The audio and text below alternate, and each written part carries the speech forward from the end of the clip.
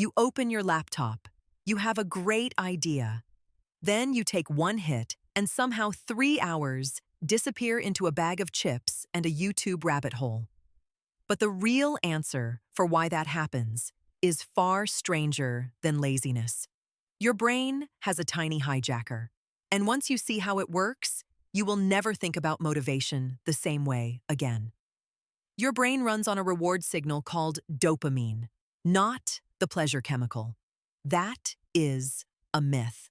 Dopamine is the wanting chemical. It fires before the reward, not during it. It is the fuel that makes you lean forward, start things, chase things. Without it, nothing feels worth beginning. So what happens when something messes with that signal? Cannabis lands in your brain and finds something called the endocannabinoid system. This system normally helps regulate how much dopamine your reward circuits release. It is a volume knob. THC, the active compound in weed, grabs that knob and cranks it. At first, everything feels vivid and interesting, but over time, your brain adapts. It turns down its own dopamine output to compensate. Researchers at University College London found exactly this.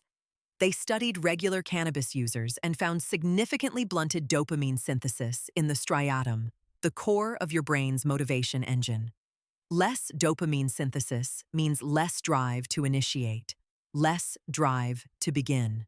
The wanting signal gets quiet, and quiet wanting feels like contentment. That is the trap. You are not lazy. Your brain's reward prediction system has been dampened. Starting a task requires a small dopamine spike just to overcome inertia. When that spike is flattened, nothing feels urgent. Nothing feels magnetizing. The couch wins every time. Now here is where it gets stranger. Magic mushrooms do something almost opposite. The active compound is psilocybin.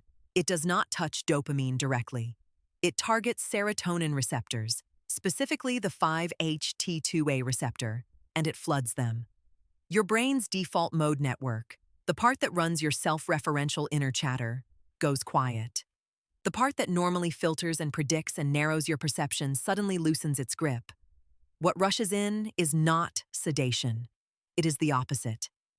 Researchers Robin Carhart-Harris and Matthew Johnson have both studied psilocybin extensively across Imperial College London and Johns Hopkins University. What they consistently found is that psilocybin creates a dramatic increase in psychological flexibility. Rigid thought patterns dissolve. People report feeling reconnected to meaning, to purpose, to the sense that their actions matter. That is motivation fuel. When your default mode network quiets, your brain stops running its usual loop of self-criticism, future worry, and past regret. That loop is exhausting. It consumes the mental bandwidth needed to feel inspired. And when it goes quiet, something underneath it surfaces. A kind of raw curiosity, a pull toward things that feel genuinely important. Does that sound familiar? When was the last time you felt that pull without effort? There is a study out of Johns Hopkins where participants were given psilocybin in a controlled setting. Weeks later, many of them reported spontaneous increases in openness, curiosity, and engagement with life. Not just during the experience, after it. The brain had been nudged toward a new baseline, a more connected, less defended way of processing the world. Now compare that to the cannabis picture. One compound is dampening the signal that makes you want to begin. The other is clearing the noise that was blocking you from remembering what you wanted to begin in the first place. This is not about good drug and bad drug. That framing is too simple. Context matters enormously. Occasional cannabis use shows very different brain effects than chronic daily use. Psilocybin used carelessly or repeatedly can also destabilize rather than clarify. But the neurological contrast is real and worth understanding. Dopamine is the engine. Serotonin flexibility is the compass. You need both.